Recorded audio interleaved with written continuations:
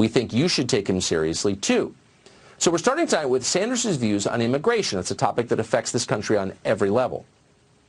For decades, Sanders had what would now be considered conservative views on immigration. He cared about higher wages for workers. That was his issue. Mass immigration lowers wages, so Sanders was against it. It's that simple. Then Sanders ran for president, and his views changed completely. Now, Sanders is as radical on immigration as anyone else in the race. For example, he's come out against virtually all deportations. All. Watch.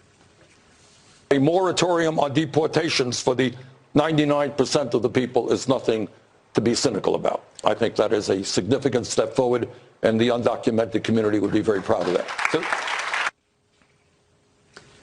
Ending 99% of deportations to please the undocumented community. You should know that that number includes violent fat. Only if an illegal alien commits a, quote, terrible, terrible crime, only then Sanders, quote, might consider deporting that person. Might.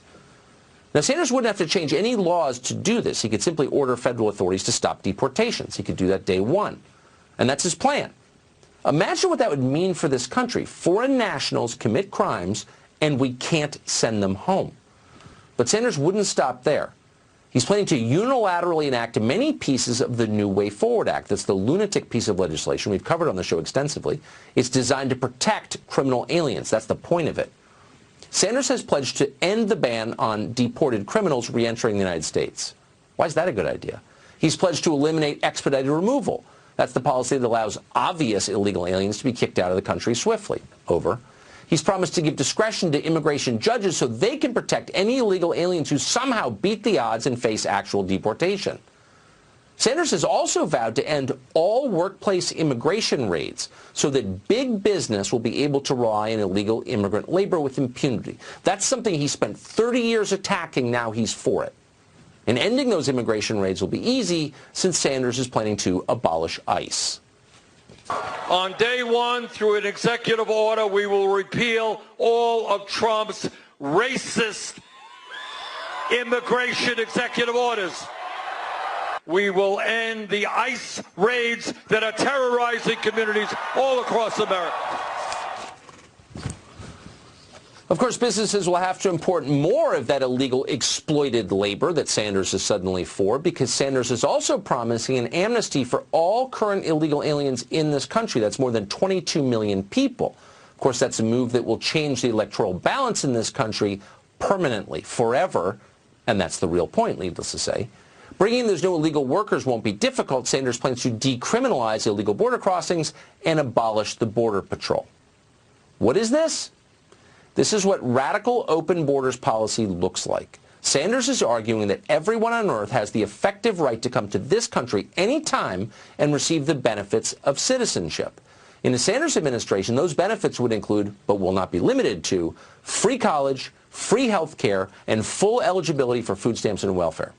Now, we're not making this up for partisan reasons or to slam Bernie Sanders because suddenly it looks like he's going to be the nominee.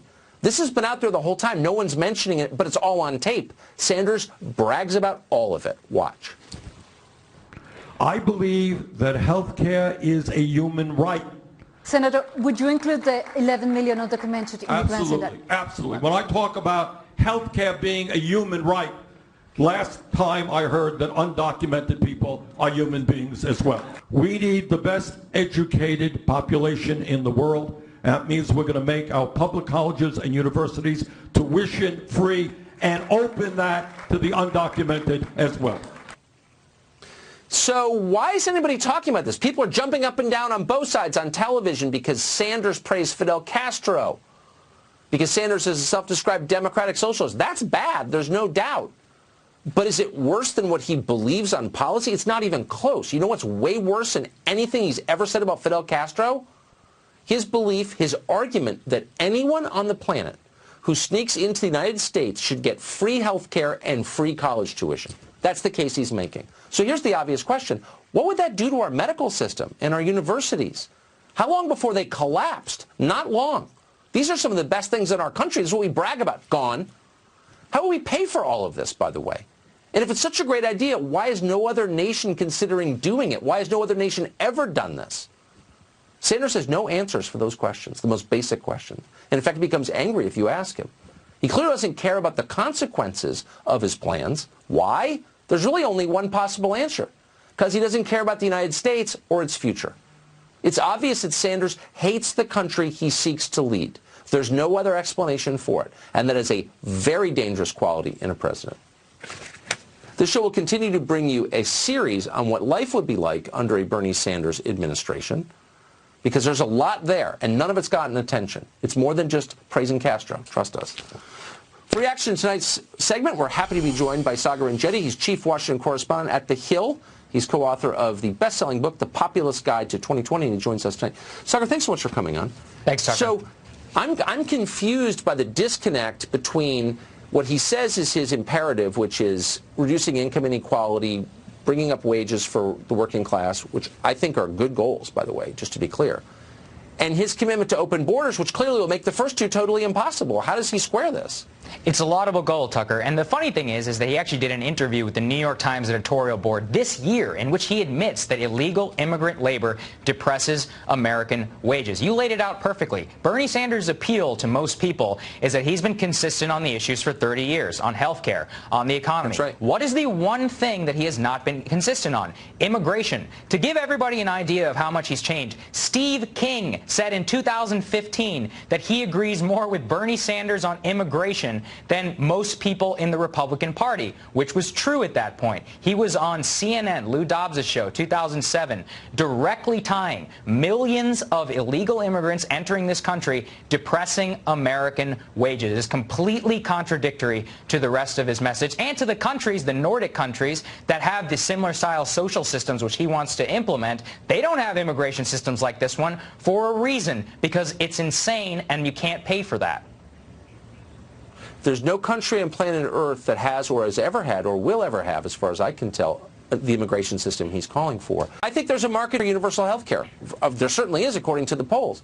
You literally can't do that without tight border controls. Has he ever acknowledged it? In 2015, in Vox interview, he said Open Brothers is a right-wing Koch brothers proposal, and that it was completely impossible and it would destroy the concept of a nation. But what did you just lay out? The legal implications for all of the things that he wants to implement are an effective rush on the U.S. border, and then he wants to implement social services. I mean, just from a pure practical perspective, how is it even possible we're supposed to deliver health care to the entire illegal immigrant population plus the U.S. population when we can barely deliver it to the U.S. population writ large currently? Exactly. Well, last question. Why does nobody ever ask this question? It's the most obvious of all questions, and they're off on some tangent about something he said in the 70s.